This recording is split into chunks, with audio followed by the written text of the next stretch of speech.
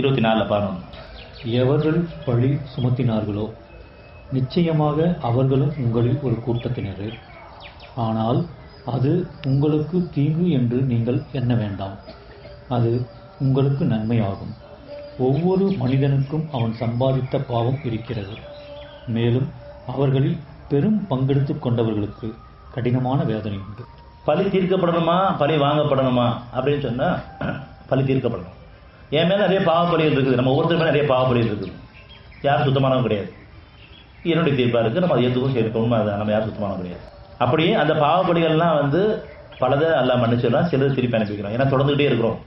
விளையாட்டுத்தனமாக கஷ்டப்படுத்துகிறோம், அல்லது வார்த்தைகளை மற்றவங்களை உதாசீனப்படுத்தினோம், அலட்சியப்படுத்தணும், இழிவுபடுத்தணும், இதெல்லாம் தொடர்ந்துகிட்டே இருக்குது.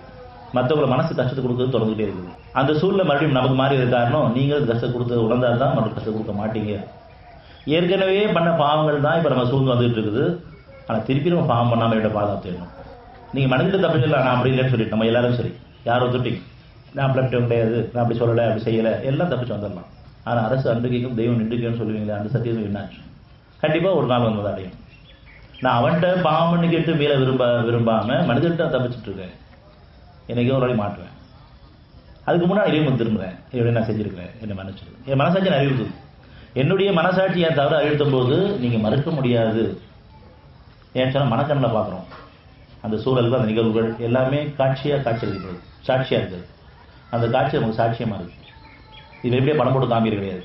இப்போ பார்த்தாலும் நம்ம பணத்தாலும் நம்ம மனசாட்சி எடுத்து காமிக்கப்படாமல் இல்லை. அதில் யாரும் சுத்தமானவும் கிடையாது.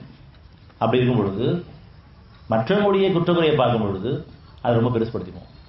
அதை நினைவுபடுத்துறதுக்காக தான் நீங்களும் பாவம் பண்ணவங்க தான், இந்த பாவம் நீங்கள் மீண்டு வாங்க, அல்லது உங்கள் பாவத்துக்கு பரிகாமல் இதை பொறுத்து வச்சு மன்னிச்சு பழங்க.